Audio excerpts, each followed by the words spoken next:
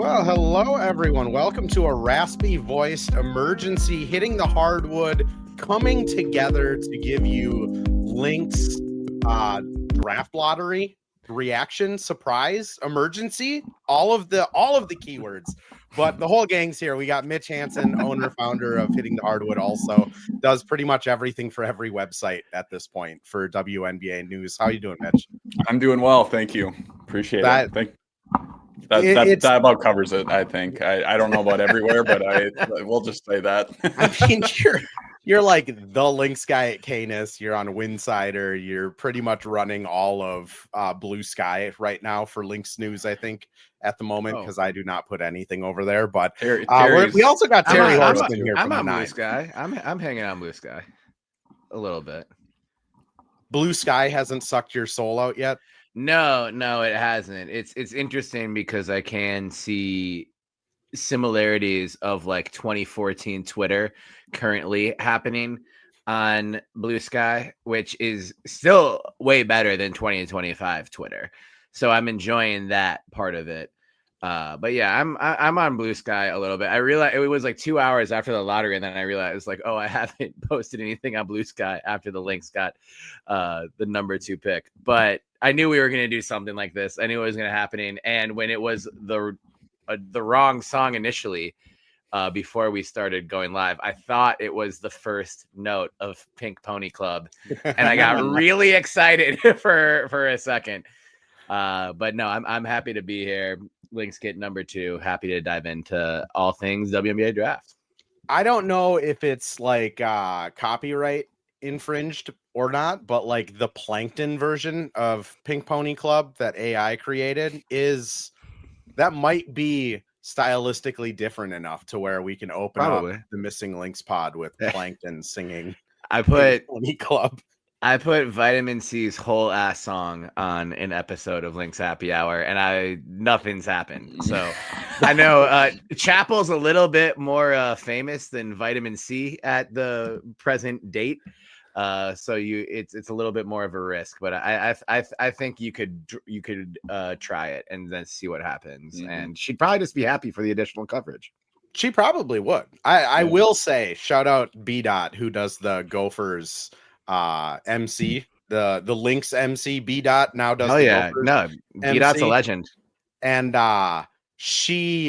they're doing Pink Pony Club at every halftime now, and it was pretty tough at Marquette when they were up by 40 playing Pink Pony Club against T's alum in the barn, and it's just like, well, this is sad, but I'm wearing pink. We're all happy. Terry has a Lynx hat. My face is Mitch pink. has a Lynx shirt, I'm assuming. Don't correct me if I'm wrong. Minnesota basketball, so it can generic. Kind of multi-purpose. It's everything, yeah. And the Lynx have the number 2 overall pick. So I do see A Truckin' bringing up some CBA talk. We will get into the CBA talk because that has been infuriating. But first, just Mitch, I'll start off with you. What's general reactions, number 2 overall pick? Any insight into what you think they'll do? I mean, it was kind of that was expected. I think I wasn't really surprised to see that they got 2. I mean, every pick in the top 5 or for the lottery went as expected and as the odds kind of listed them at. So that point or that part is not or kind of shocking. I can't think of the words right now. It's too late for my brain. But I'm not surprised. I don't really know what's going to happen. I mean, there are some different mocks that have come out. It really, and this is obvious, but it really relies on what Dallas does. I mean, Dallas could go with 3 different players, I think. And that will kind of change the direction of what the teams following will do. That's obvious with, any draft, and that happens with any draft, but I don't really know if anybody in most years there's a clear number 1. Last year it was obviously Paige Beckers, but usually there's a clear number 1. This year it's not so much the case, and that we're saying this in November. It could certainly change by February or even March. There could be a clear number 1, but I don't know. I don't read into mock. We were talking about this offline. I don't read into mock drafts too much in November. Give me January, February. Then I like mock drafts, but they change a lot. So I wouldn't put too much stock into what they have right now, because like I said, there's a whole college basketball season ahead of us. But when it comes to the Lynx and what they might do, Andrew, you and I were talking about this at the beginning. It kind of, or before we jumped on, having Courtney Williams and Natisha Heidemann both at the draft lottery, to me, signals that they're both willing to be back, and that they're both going to be back. You don't just send two players that might leave to the draft lottery to represent your franchise. So for me, if that's the case, I don't think they go guard, and that being point guard. They could go off ball guard, somebody that could be kind of the predecessor to, or, kind of be behind Kayla McBride. But, if they're looking for something right now, I mean, I think they got to go one of those bigs, that being, I'm going to pronounce her name wrong, but Awa Pham, I believe, or Lauren Spot Betts. on. Okay, well, perfect. Yeah, you nailed it. I'm not a great pronunciator of international players. I apologize to all international players. But I think that if they're going to do something now for 2026, I think they go that route. But like I said, a lot can change between now and even February. So we'll see what shakes out. First off, we have Emmy award-winning cinematographer / cameraman Vanshay Murdoch in the chat. Hell yeah. Congratulations. Every time I see you doing anything, I will be shouting you out until you're wearing that like T-Pain wears a clock. Truckin brings up, a lot of different directions they could go to, and it would be tough to see Alana Smith move. I do agree with you, Mitch. Like, I do think it'd be a really weird look if Court and T are the draft lottery reps, and then Court's playing for Vegas in 6 months. Like, that'd be weird. So I feel like they must have some inkling that, hey, we're going to be able to lock these two up. I still feel pretty strongly that Fee, K-Mac, and Lan are probably the three people I would pen in for, like, that's who I think will be back. That being said, there's not a ton of like 6'3" like forwards at the top of this draft. There's a lot of guards and a lot of centers, but you don't want to like reach. I really don't enjoy the people who are like, just take the best available talent and figure it out, because like objectively, I don't know how well that would work with the Lynx' system. But Terry, I do have a question for you first. Should the Lynx have sent a representative to get blessed by the Pope? I feel like that is all I can link to why Dallas got the first overall pick and the Lynx didn't, is that Maddie Siegrist went and got blessed by the Pope. I don't know how much luck they would have had, given that we don't have a Villanova Wildcat on the roster. We don't have a Chicago native on the roster either, though. The Pope's Villanova connection and Cheryl being a proud Philly girl, they probably could have figured out something to talk about. So yeah, they probably should have, but I don't know if they would have gotten the same audience that Maddie Siegrist got. But I think it's fine. Though I was as I was watching the draft, as Mitchell kind of mentioned, everything was chalk, and we haven't had a WNBA draft lottery go chalk every pick since 2018, according to Across the Timeline. You could see when it got to those last two, Court kind of got, even I could see her eyes, salivating through the dope ass shades that she was wearing. Yeah. And just like clapping, doing everything. And I don't know. I think it's one of those drafts where like having the two is kind of just as exciting as having the one. Yeah. Dallas gets to pick first. But I don't even know, since like you guys have mentioned, and this has been part of all of the draft coverage so far, that it's not a Paige Beckers, Caitlin Clark, Leah Boston draft, where we know who the number one pick is going to be in November, even though it feels kind of ridiculous to say that in any year, as it does, now, because something crazy could happen. AZ Fudd could average 1,000 points a game for the rest of the season. I'm just going to ask, and to me, reading the like coverage on this because I'm not an elite college basketball mind. I cover the Gophers and whoever. Stay tuned for Mitchell's mock draft dropping tomorrow morning. Yeah, that's what I was working on over the last hour. But to me, this draft and how it's being talked about is a lot like the 2020 NBA draft, where it's Anthony Edwards, LaMelo Ball, and James Wiseman. And it'll probably end up similar, where there's one really good player, one player that's out of the league in 3 years, and one player that's fine and or problematic. Like, is that kind of the gist of what this draft is looking like? No. I think that I really like all 5, potentially top 6, if you include Snia Latson in there, that are kind of like in like the mock draft community right now. I like Awa Pham. It seems like the type of prospect that, you know, Cheryl would really get excited about. They drafted a player who was turning 20 in their draft year last year, and doing that 2 years in a row would be, you know, a decision. But also Kevin McHale decided not to do that 2 years in a row. And if he did, the Timberwolves would have ended up with Kobe Bryant. So who knows?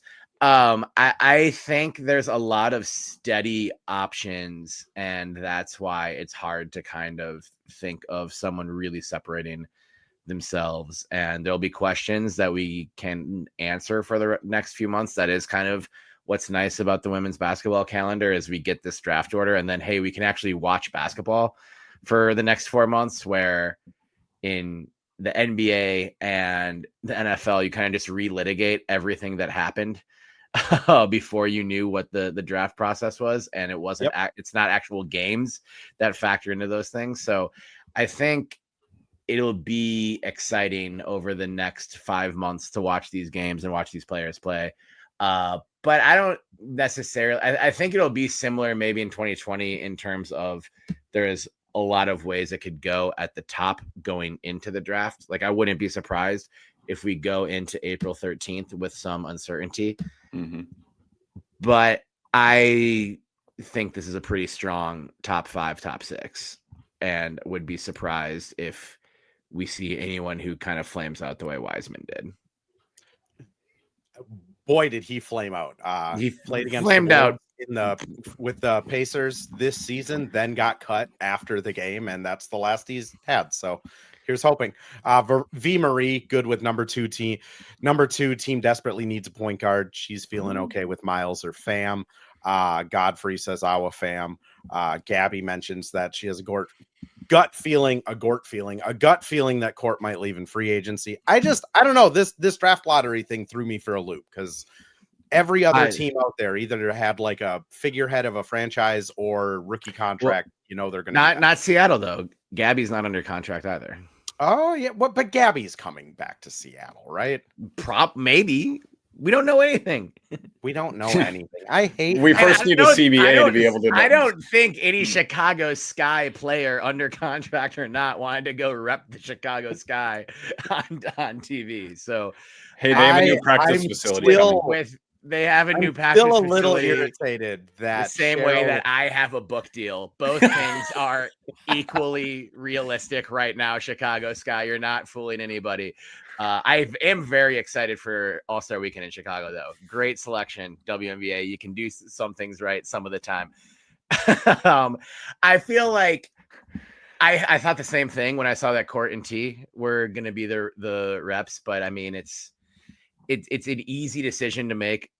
They were in LA for the NWSL championship, and with the extension of the deadline, I believe it's still the previous, it's still like the current league year. So they're still under contract. Yeah. So it's easy to be like, oh, this must mean they're like coming back. But then if they both get, you know, crazy money, or someone's like, hey, T, come be the starter and play 32 minutes a night, the lottery memories could fade real quick. But it's at least a positive sign. Yes. Better than I'm going to throw us over to a quick ad read here quick. And then when we come back, quick ad read, two quicks. When we come back, I do want to start just talking about the main 5 or 6 prospects and where they might fit in with the Lynx. But first, Bills. And we're back with another ad read. This time for Pence Homes, the presenting sponsor of Hitting the Hardwood Network. From the best tools and technology to transparency throughout the entire process, Nate Pence and the Pence Homes team is the top choice for buyers, sellers, and is proud to support you and your home ownership goals. Get started today by calling 612-308-1122 or by emailing info@pencehomes.com. .com hit barely over hits tonight. Van Shea says, based off of Lynx Twitter, Lynx fans do not want bets. Abby immediately follows up with, I would not be ecstatic about bets. Can I let's talk about Lauren Betts first. Can I go first? Yeah, Terry, go for it. What's your Lauren Betts take? Well, I think there was a piece in Swish Appeal, shout out Swish Appeal, who I love, that said the Lynx should not draft Lauren Betts, which I think is a fine take to have, but also just difficult when also we have no idea who is under contract outside of Olakosu and Dorka Juhas, if either of them are part of the team next year. So I think let's be like, this was the way I approached my show on Friday too. Let's say hypothetically that the starting 5 and T are back. Let's just say those 6 players are coming back for the sake of discussion. Dejanay starting 5 or BC starting 5? BC starting 5. Okay. BC starting 5 and T. In that instance, I think Betts is probably not the most slam dunk hit, but just does a lot of things well. And I also think it was clear, even we all love Masha. I think Masha could be back in any scenario. Even there's a potential that you could add Jessica Shepard to those 6 who I just mentioned as well. Even if you have both of them back, you still need another big for depth, because I think it was clear that while Alana Smith is one of the best post players in the world, co-defensive player with Asia Wilson, and I don't want to see, I think someone mentioned not wanting to see the team move on from Smith earlier in the chat. I don't want to see that either.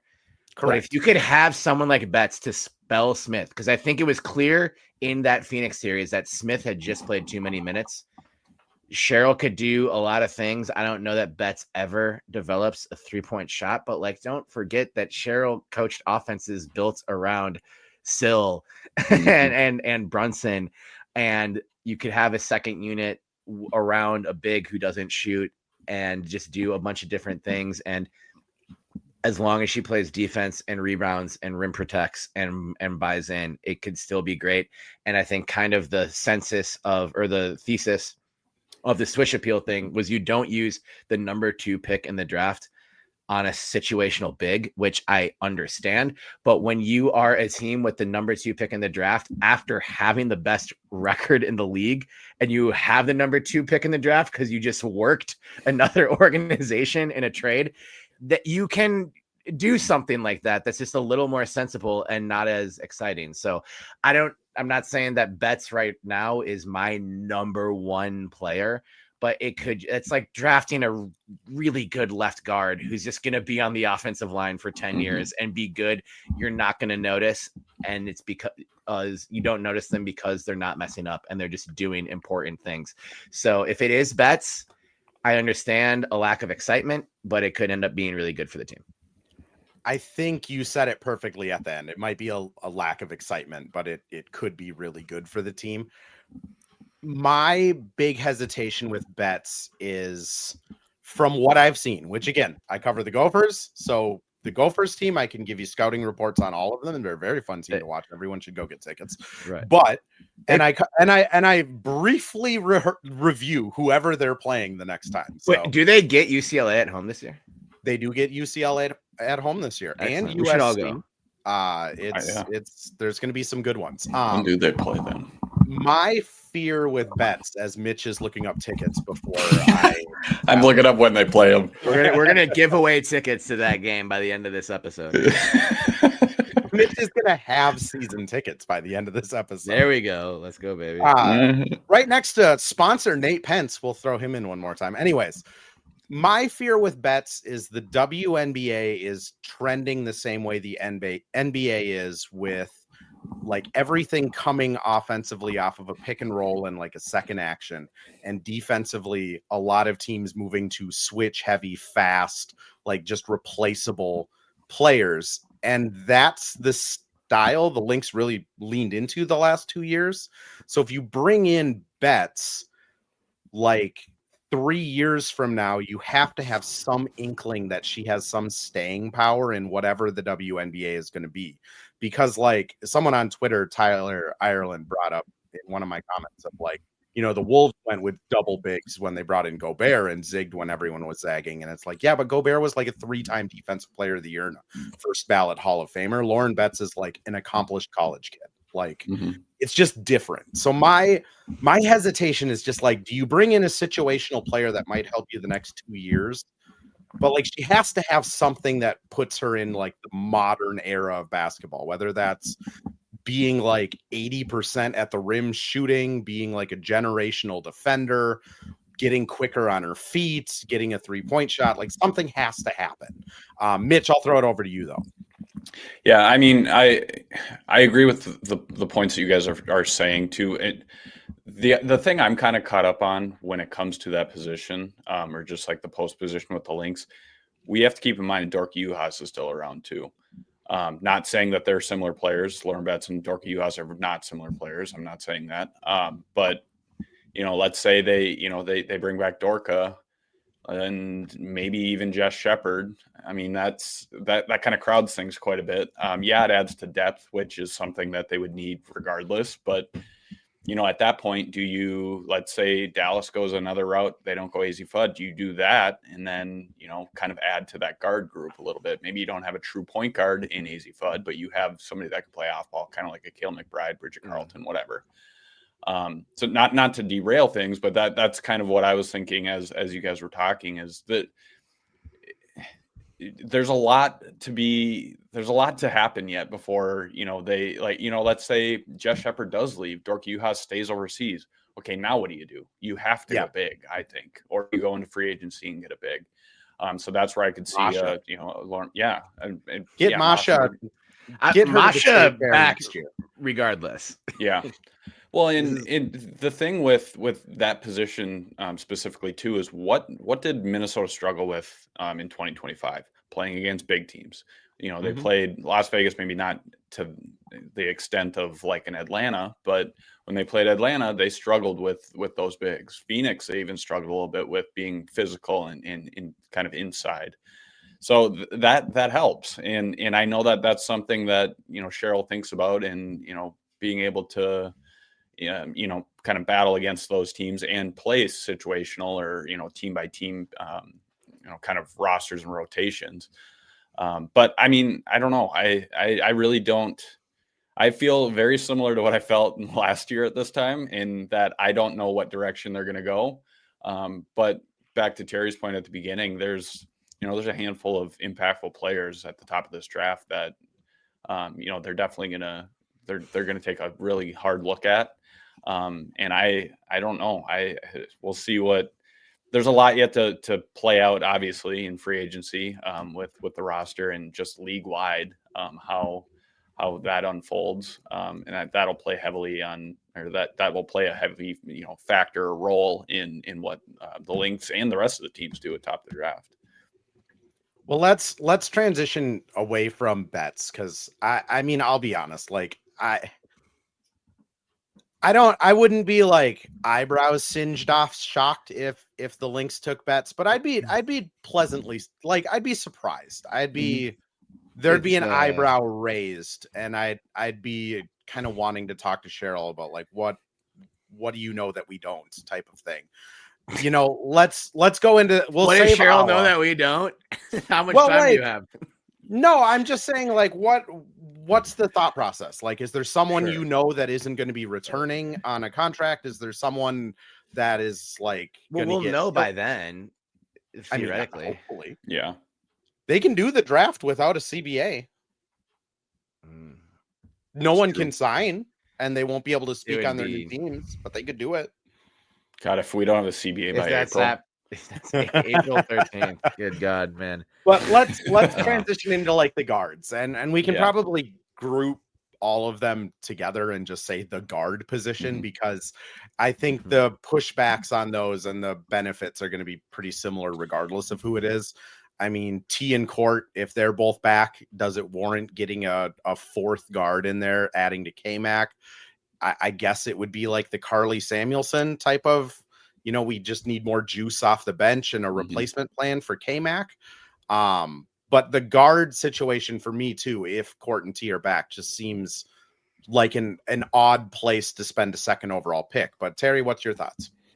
Well, just real quick, because we mentioned it, it is Wednesday, January 14th that UCLA is in town against the Gophers, preceded by USC on Sunday, January 11th. So just add those dates to the calendar, basketball fans. I think if I have my season tickets. This is what Mitchell. Hey, you're welcome, University of Minnesota. Andrew and I will be expecting our like a gift card in the mail or something for that. I mean, technically, we could say like what you just said, Andrew, about like if they hypothetically return most of the team or a big chunk of the team, or at least most of the starters from a team that had the best record in the league last year.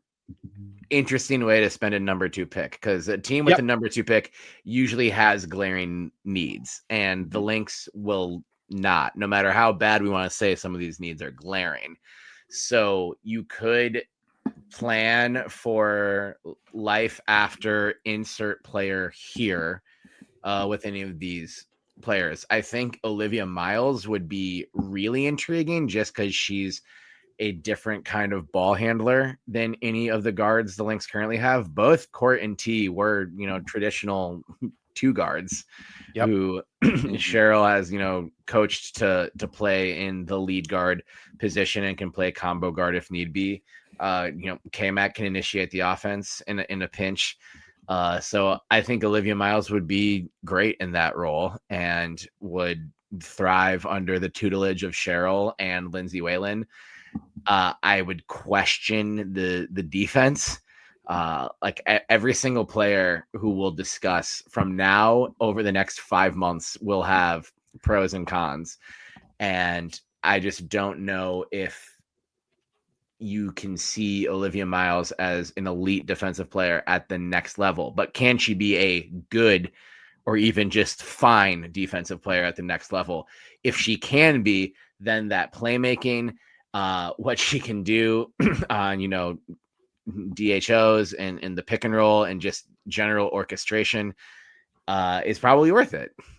So I'm pretty bullish on Olivia Miles. I plan on watching a ton of TCU for the rest of the year. She spent most of her career at Notre Dame, now at TCU for those who don't follow the college game as closely. So yeah, I'm not, totally positive, and I like Fudd and Flauj a lot as well. And I can let you guys talk more about them. But I think Miles slots into a spot that you could see at getting minutes this year with the current backcourt. If they say, let's run it back, bring everyone back, try for one for the thumb with the same group, there are still minutes for a player like Olivia Miles, not a ton, but some. And then also it's kind of a plan for, Courtney Williams is 32. Natisha Hatterman will be pushing 30. Do you want her as your lead guard after the season? I think it just adds some flexibility. I like the idea too of having maybe Courtney. Sorry, Andrew, for cutting you off. Of Courtney by all Williams means playing some off ball too, with like you kind of have that dual point dual guard, 2 ball handlers out there. And the reason I say that is because what does Cheryl love to do with what they have really over the last couple of years since Sylvia Fowles retired? They move the ball and they want to rotate that ball. They want to get things moving on offense. They want to run. When you have 2 guards like that, obviously that allows you to do that. Yes, you're going to be a lot smaller that way, but you're not going to be doing that. Odds are probably, as the starting lineup or anything like that. That's just kind of situational, but that is very intriguing. And I agree with you and Terry, into the point that, those 2, the stud buds are getting older, and you have to start planning. And you could kind of play that same game with Kayla McBride too, of, okay, who are you going to have slide in behind her? But I mean, you got to start planning for beyond that. And, the other aspect is Lindsay Whalen on the coaching staff, like you had said. That's something I know that, Cheryl and Lindsay will be talking about a lot is what they want to do with the guard position and how they want that to look. And there's no better, duo than those two to be leading that charge. So they've won a few games together. Yeah, they have just a few. Yeah. I mean, the other thing I'll just add, V Marie brings it up in this comment of like lost game 5 because the backcourt couldn't score. She adds at the end of her comment, Court and T aren't elite on D either. Okay, with one of the two, but not both. I mean, I do think with Miles, if you're looking at her and you're like, I don't know if we should draft her because of the defense, like Cheryl's system with Fee and Land behind you, I feel like is just going to naturally. I don't think I could be a good defender on a WNBA court because I am well past my prime and both of my knees are shot. But like you could probably put a stool out there and just by like that stool not falling over would probably be a plus defender in a Cheryl system because like she just schemes these things so good. I mean, the other, AZ, we didn't talk about a ton so far, but AZ and Miles are kind of my two that I'm looking at of like those two at least. Miles, you're getting point guard of the future, theoretically. AZ, you're getting K-Mac replacement, maybe point guard of the future type of stuff. Like they fill that need. And then they're just going into the offseason theoretically the same way they were last year, where it's, is Masha going to be a good enough fourth big if Dorka comes back? Do they bring Jess? Like those conversations. But do either of you guys have any burning hot takes on AZ? Just that I think AZ, maybe from a pure basketball standpoint, maybe just makes the most sense. Like shot 45,000% from 3 last year. It would just seamlessly fit into the team and might be the most useful player right away. So if it is kind of a run it back situation and you're looking at someone who you can plug in, she'll go in, she'll play defense, she'll be in the right spot and she'll hit threes. I like Flauge a lot, just real quick, as I'm not saying she's, Dijonay 2.0, just like right away by any means, but has that similar game. I think Van Shea mentioned earlier that, both Miles and Flauge get to the rim really well. I think you saw it in those regular season games that Dijonay, just a player who's just north and south head of steam, and just the type of things that can unlock in the offense. Flauge does a lot of like Dijonay light kind of things. So I'd be really interested to see what that looks like. So I think AZ is probably the most just like Lynx rotation, getting minutes ready player right now. I love putting things out like this publicly and just to allow Cheryl to prove us completely wrong. Yeah. But then I would put Flauge at number 2, like on that list, just because I think it's like, all right, that's what we envisioned with Dijonay, and there's a pretty realistic scenario that Dijonay gets a ton of money somewhere, and I hope all these players get a ton of money. As much fun as it would be for all of them to be back as Lynx next year, we know that's not going to be the case. So if Dijonay is one of the players that they can't hold on to, I think, Flauge does a lot of those things really well. And I mentioned this on my show on Friday. Accomplished rapper in her college career, and I would love the inevitable Flauge Bon Iver collab song, which would happen within a year at most, I would guess. So there's those off the court hopes too as well. This is a cultural podcast, so had to mention that. But yeah, I think that's the only more like burning things I had on either AZ or Flauge. Mitch, I'll let you respond, but also I'll let you get the first crack at Awa too, if you'd like. So the floor is yours, sir. Well, to go back to AZ too, the one thing that I'm a little concerned about, I guess, is her injury history. I mean, she has a little bit of an injury history. That's something you got to keep in mind. I mean, to some extent, every player you got to be worried about you do have to be worried about every player's injury history, but with her, she has, you know, she hasn't been as healthy as I think UConn would have liked her to be.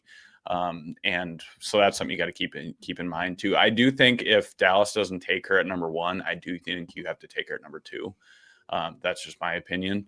But if let's say hypothetically Dallas does take her number 1, you know, I do like Pham at number 2 just for the potential. Yes, I know everybody's going to be commenting that the Lynx, it seemed like every year for the last 5 years, I've taken you know, like a stash player, or that they've been developing a player overseas, and this would just be another addition to that. You're not wrong. I totally hear you.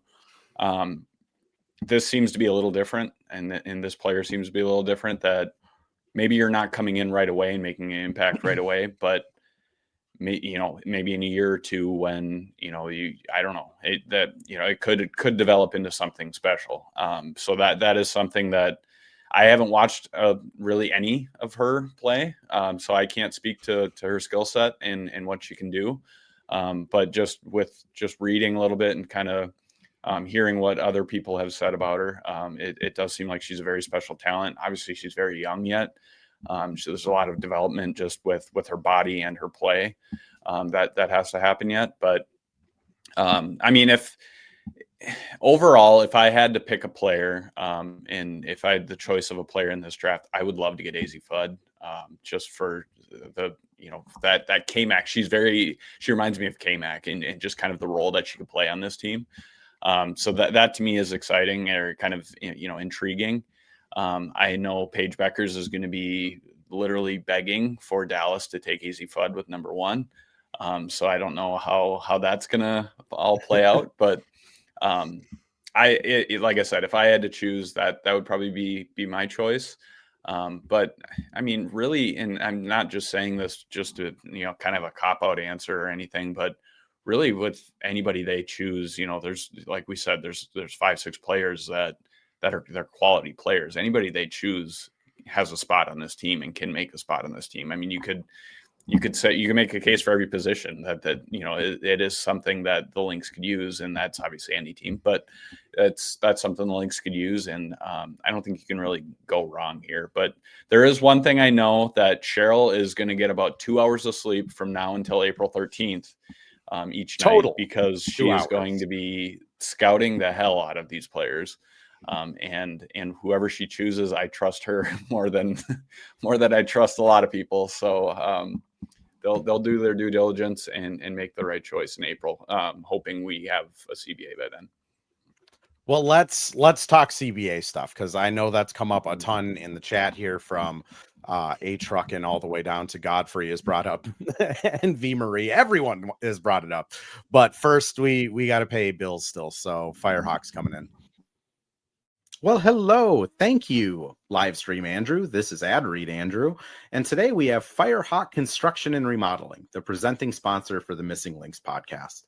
Firehawk Construction and Remodeling strives to inspire people to follow their ideas, working with respect and understanding to create a quality, tailored result. Firehawk Construction and Remodeling, located in Blaine and serving in the North Metro area, is here to help you with your building and remodeling needs. I can say personally, thanks to Firehawk Construction and Remodeling, I have a beautiful deck in my backyard, and countless projects that I started, they finished. Get started on your new deck or remodel today by calling Isaac at 763-710-5686. So first, I'm just going to set the stage a little bit. I have noticed 2 things this offseason. The first is that the players have been pretty close to the chest about negotiations. Like, there hasn't been a ton of leaks or like cameras in the face, players off message. Like, it's been very like uniformed and direct ever since, you know, Fee had her earth scorching end of the season speech. And then it's been like very on message from them. The other thing is the WNBA, I believe my count is at 4 times now, has leaked out what they are offering as max salaries. And it doesn't take a mathematician to do the math and see that it's like, oh, they're offering them like a 20% revenue share. That's not great. Yeah. I mean, I I still think they're miles away. Just my personal opinion based off of like how one side is very on message. The other side seems like they're trying to sway public opinion by like bad faith arguments. But Terry, Mitch, whoever wants to start, what are your kind of takes? Again, keeping in mind that it's November 23rd and they're going to have to extend the deadline again in a week if they want to keep the doors open. We did hear that they're working very hard. We've heard that about 17 times throughout just the draft lottery tonight, that they're working very hard to make a deal. They are working very hard. I noticed that and was just like, there are 5 active players just to the left of you. So I don't think we're going to get a dynamic soundbite here. I think something that has been interesting up until this was reported by the latest update, I think was reported by Alexa Philippou and ESPN. And that was the leaked numbers that you mentioned, Andrew. All that stuff was coming from the league side of things. That $1.1 million max salary up from the like $850,000 max salary that we heard about in October or something like that. And Alexa had the reporting that to the players this was a non-starter because it was still kind of the revenue share hadn't increased enough. But I will say, for there to be about 3 straight weeks and change, maybe a little bit more, of just silence, that's a good thing. In these situations, that's a good thing. I don't think it benefits any side to say like, oh, major progress has been made if they don't have a deal in place yet. So they're not going to say that. I would guess progress has been made, but there's still some pretty big issues. I'm probably maybe a little bit more optimistic than you, Andrew, but not by a lot. I don't know if they'll formally extend the deadline.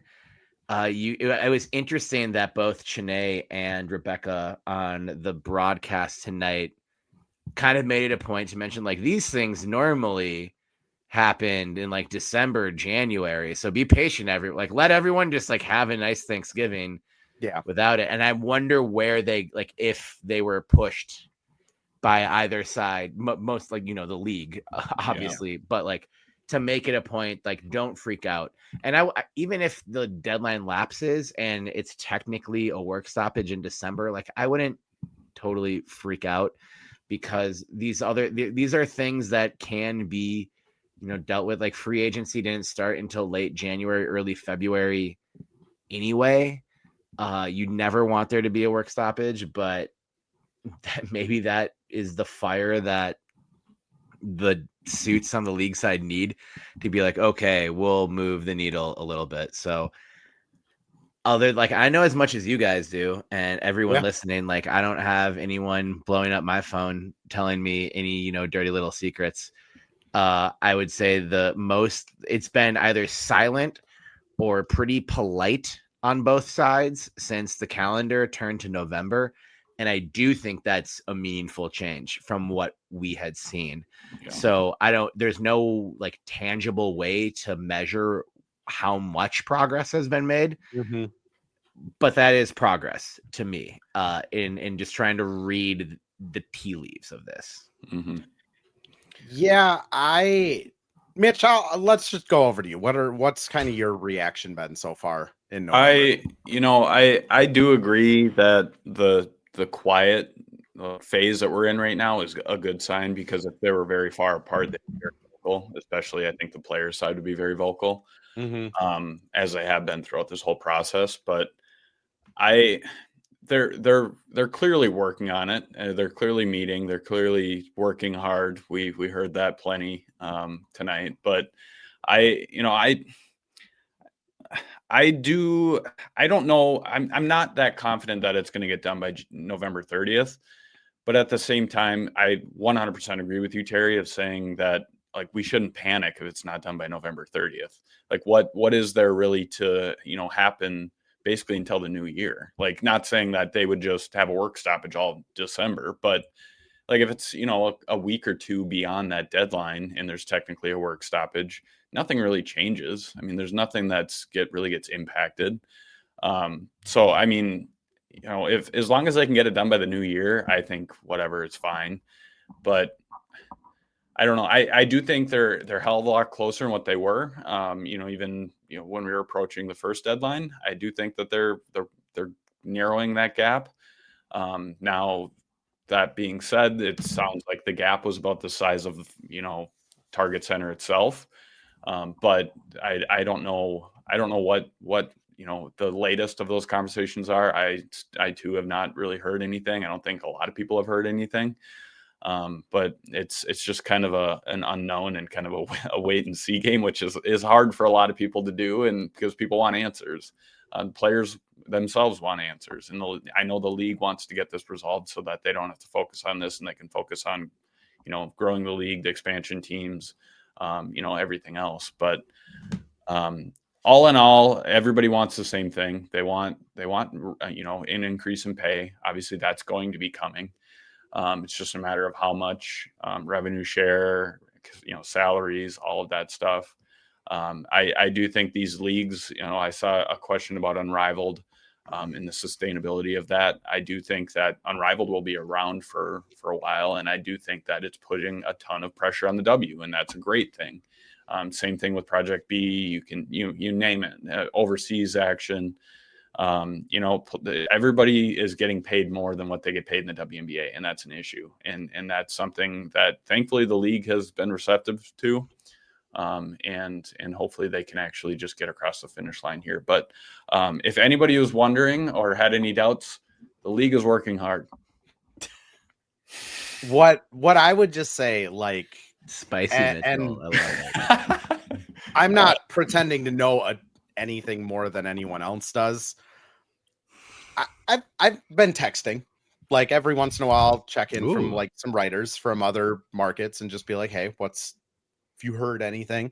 Mm-hmm. And what I have surmised is most writers, us included, can kind of point to two big issues that need to get resolved in this CBA. One is the non-compete. The WNBA firmly wants a non-compete clause, which means an end to Unrivaled and end to Project. That's not happening. I mean, if they want a non-compete clause, those salaries have to be way up there. Yeah. Which isn't 1.1 million. That's like 7 or 8 million, because some of these athletes are getting paid overseas and in these other leagues. And then the other thing is the revenue sharing, which if the league's at 20 and the players are at 40, it would seem logical that we're heading to a path where it's closer to 30, 35, and they do a short-term CBA and go from there. But those are, in my opinion, those are the two things that they would be stuck on the most, is just, if the league really wants a non-compete like the NBA has, like, those salaries have to balloon. The other thing I'll say, just being around NBA people the last month and change, is there is a lot of confidence among NBA people that the WNBA is just, like, they're not going to have a say in it. They're just going to have it figured out for them, because all of these private investors, all of these owners, all of these people that get that 60% chunk of revenue before the WNBA gets their share of it, a lot of these people have no vesting interest in the WNBA other than they just own a percentage, and they want that check to cash with the new TV rights deals. And even if you're a billionaire, you still want a $15 million check annually. And at some point, all of these rich people are probably going to just bully whatever ownership or Kathy or whoever it is into doing a deal, which that's my saving grace, I guess. Being a fan of basketball, I don't think there's going to be like a missed season or missed time, because at the end of the day, there's so many people that are investors in this league just to get their payout, that, like, how much power are 14 WNBA owners actually going to have when they don't even own the majority of their league? Yeah. The other thing too, that a lot of people need to kind of realize and maybe think bigger picture, because a lot of people are so focused in on 2026 too. Okay, we got to get this deal done. Players are going to get an increase for 2026, whatever. CBA deals are decades long. Like the players are thinking about this in 2035. It's not just this year. So let's say the league continues to grow on this, upward trajectory over the next, 10 years. The players are in this same situation towards the end of this CBA deal, or this new CBA deal, where, they're in the same situation as 2025. They feel, severely underpaid. They don't have the appropriate revenue share. So they're thinking ahead, which is great. I mean, that's what the players should be doing. That's what the Players Association should be doing. And I think a lot of people just need to realize that it's not just this year. The players, yes, they would love to get bigger contracts. They would love to get $1 million in a max contract, whatever it may be. But in 2032, is $1 million going to be a lot? Is it going to be not enough? Like that's something we have to keep in mind too, because this league could continue to just grow like it has the last 2-3 years. And we're back in the same position at that time too. So it's like, I get caught up in that sometimes too. Like, okay, we're thinking about 26, 27, but we're also thinking about 2035, which doesn't feel like a real year, but it's, that's something that everybody has to keep in mind. And that's what they're doing in these negotiations. That's why they're so far apart on everything too. But that's just, I'll get off my soapbox now. It's also, I've been seeing a lot online of just like, well, why don't they do like a structured raise based off of like profits and margins that they hit? Mm-hmm. That's what the WNBA had in their 2020 or 2019 CBA. Right. And then COVID happened. So they actually went from 12% revenue sharing to 9.3%, then could never hit the revenue goals because they missed out on 2 full seasons of revenue. Mm-hmm. So like, that's why that is. I would assume if I was a Players Association person, I'd be very hesitant to make that type of deal with like global health scares that are happening every week. I wouldn't be dabbling in that. But Terry, we're at 52 minutes in the pod. Any last second thoughts for you? They don't have to be last second. They can be minutes long, in fact. No, I think this has been a great hour of Lynx and W discussion. You guys said everything in regards to the CBA. Just get the goddamn deal done. Yes. League.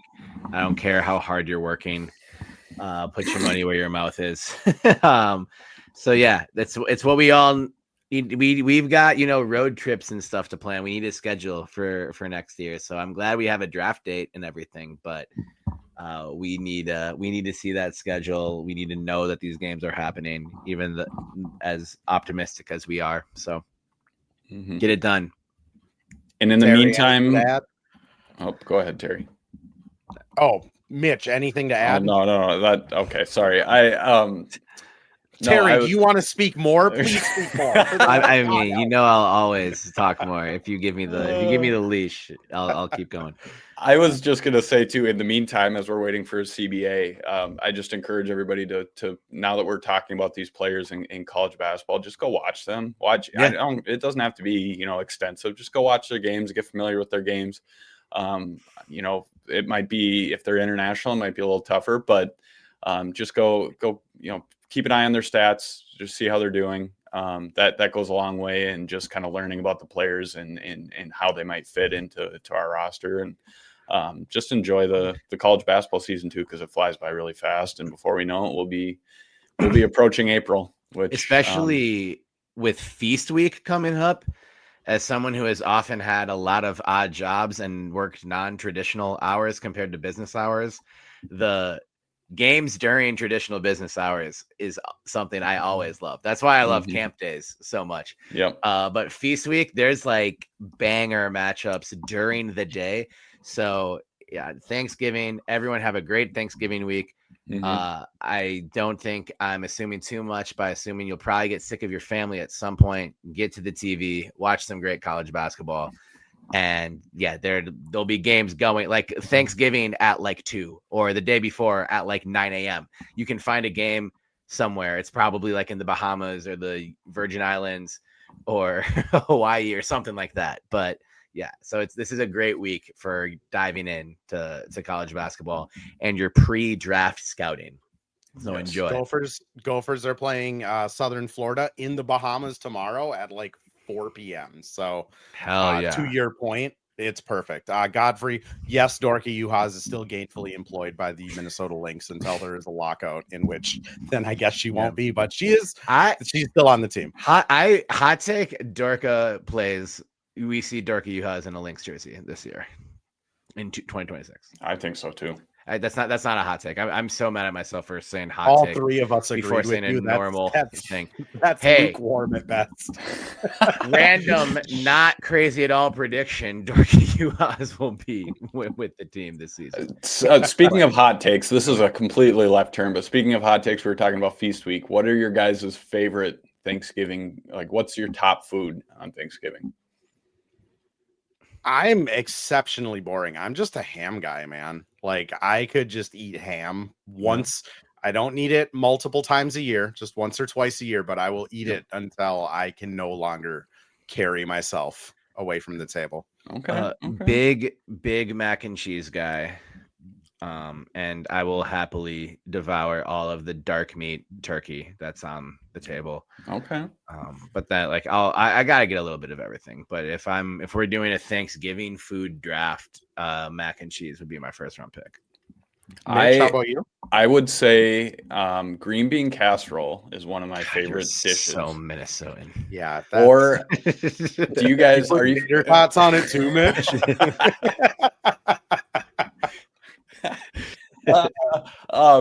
Have you guys ever heard of monkey bread before? Yeah. Okay. My aunt makes monkey bread, and she makes two, like, I don't even know what they're called, two loaves, two things of monkey bread, and I eat probably half of them. I believe. Barrels, monkey is monkeys by the barrel. Barrels, yeah. But I could. That's more of like a kind of a dessert to me. But I also do not really like pumpkin pie. That might be a hot take. I think it has a consistency of baby food, but it does. Give me all the apple pie and pecan pie that is humanly possible to put in my stomach. I'm good with pumpkin pie, but my grandma always made a candy bar pie when I was a kid. So I love candy bar pie. That's just like Hershey chocolate and marshmallow in a very like buttery crust. It's everything the body needs, obviously. Yeah. But yeah, so I gotta have my like very chocolatey candy bar pie. I'll still, if I'm at your house for Thanksgiving, I will graciously accept a slice of pumpkin pie and not complain about it like Mitchell would. But see, I wouldn't choose it, but I would eat it. Yeah, I would eat it. I adore pumpkin pie. I am hey, it's Friday night and I have nothing to do Saturday. Let's go to Walmart and get a $3.99 pumpkin pie and really Costco and just like hammer down a $4 pumpkin, like the little like 4-slice pumpkin pies, just like because I have a night off. People have pizza dates. Andrew just has pumpkin pie dates. Here's the thing, boys. This is all officially Domino's 58 of a podcast. So anyone that is for whatever Can I have half pepperoni and half pumpkin, please? I am technically like deathly allergic to wheat. Like I took like a food intolerance test and it grades it on like a scale of like to wheat, you said? Yeah, to just wheat. No other like not gluten, but like wheat. Okay. The like protein in wheat that isn't gluten. I'm like technically like super allergic to. So like my idea of a good time, if I don't have anything going on the next day, because your guys will wreck the next day. The PG-13 rated podcast. Just a 12-pack of donuts in like one sitting. And then it's just like, all right, I'll be dead for a day. I'll put on like 17 pounds of inflammation and then we'll be good. Then we move on. Yep. That's a lot of donuts. And I love donuts, but but when you can't eat them like all the time, you got to like binge because I'm forced to purge. And then I have to go without them for like a foreseeable future again. But is there wheat in donuts? Yes. Oh, okay. Yeah, that makes sense. So That's what I was monkey thinking. bread for me, Mitch, The would monkey be bread. I need nothing going on tomorrow morning to enjoy a vat of monkey bread. Godfrey adds one last thing here. Keontae George. 4 points, 9 of 19 shooting versus the Which is Lakers. more relevant than the things we've been talking about for 5 minutes. Godfrey, since he has started listening to this, anytime someone involved in the Rudy Gobert trade is doing well, he chimes in. It's an awesome bit, Godfrey. I appreciate you. Everyone else, That's we're at an hour in incredible the bit. pod here. If you came in late and for some reason you're listening to this madness, the Let entire us know thing your will be- favorite Thanksgiving food, though. Yeah, comment that. I think that would actually Especially be if it's interesting. not a regular. Yes. Always interested. Jay Shannon's favorite Thanksgiving side is French fries. Whoa, really? That His is not what I would have plate at expected. Thanksgiving is ham and French fries, and then peach cobbler. Wow. Now Hey. that sounds like a great Friday night. Yeah. It does sound actually really good. But Where's if the you came pumpkin into this pie? late, this will be a podcast that comes out tomorrow morning. That would be the 24th at 7 a.m. You can find it anywhere you get your podcast. At the Missing Links, I'm Andrew. That's Terry. Mitch is here as well. We are the Hitting the Hardwood Network. Mitch is the Hitting the Hardwood Network. Me and Terry are just working here. And we'll We're all catch in you here. all at the next Missing Links. We'll have links content coming soon, hopefully with the CBA. But until then, catch y'all later.